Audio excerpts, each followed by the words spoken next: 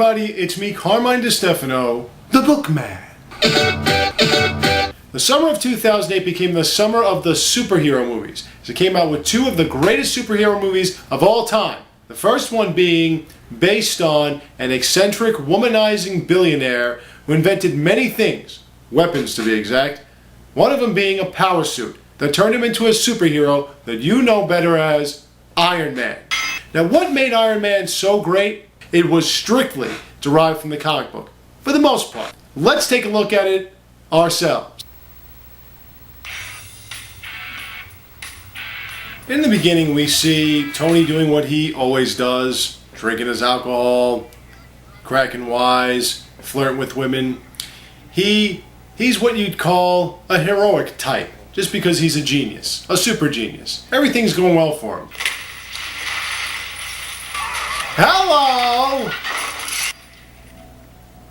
He gets attacked, his soldiers get killed, and he has to leave on his own. But he finds himself next to a missile. That's not where you want to be. Yeah, so bad things happen. Rewind a few months back to when he gets an award presented to him by his friend James Rhodey Rhodes. You might not recognize him outside his own power suit. Also there is Obadiah Stane. See? Just like in a comic book. And while this is going on, Tony's doing what he does, gambling, having a good time, flirting with women. On his way out of the casino, he meets up with another young woman, a reporter. And the answer is, yes, I would.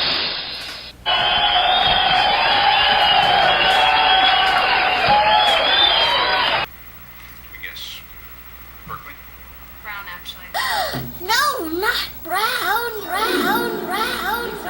They wind up getting it on. He has this huge house. He's got Pepper Potts tending to him, played by Gwyneth Paltrow. Looks just like she does in the comic book. See? He's got his own private jet with a dancer pole on it as well, just in case he's kind of bored. He is a freaking god. Oh yeah, until that happened. Ew, that can't feel good. He meets a man named Yeltsin in this cave who tells him that he hooked up this magnet to his chest to keep the shrapnel out of his heart. Just like in the comic book. He meets up with these people, they tell him that they want him to build a missile, but instead he builds a new chess piece and this.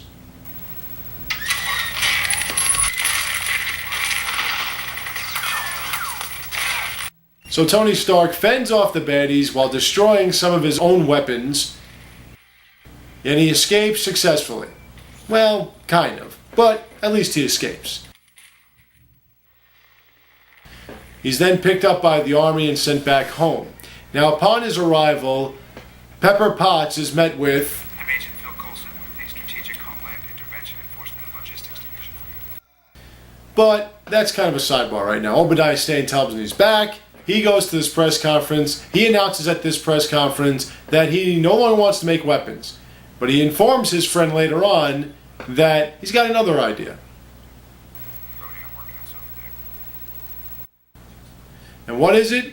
You guessed it.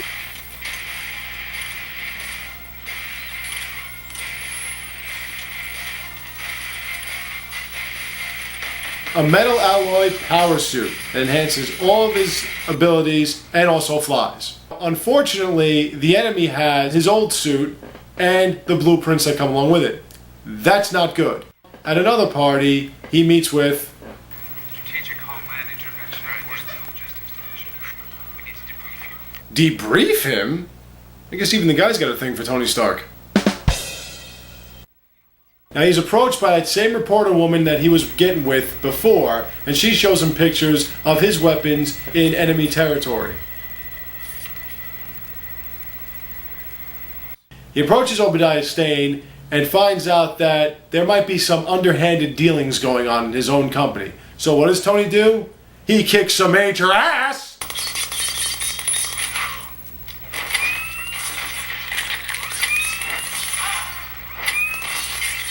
And as you can see, it looks just like it does in the comic book. However, that still doesn't answer the question as to who's making this deal with the enemy. Obadiah Stane heel turn in T-minus 3, 2, 1, ba-boom!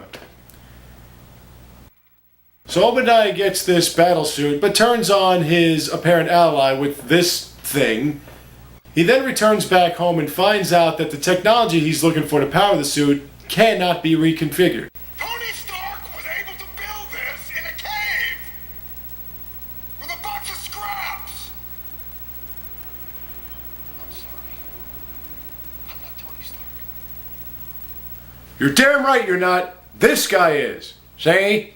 So in order to get this power source, he has to get it from Tony himself. And how does he do it? Now, what is that thing anyway? So many applications regarding short-term paralysis. You know, my cell phone has many applications, and none of them do that. Be nice, though. With this nifty little tool, he removes the chess piece that's keeping Tony alive. You bastard! But don't worry, Tony Stark's got another one. From here, Obadiah shows off his own version of the battlesuit, which you would know as Ironmonger. And it looks just like it does in the comic book. So these two fight and do stuff like this and that.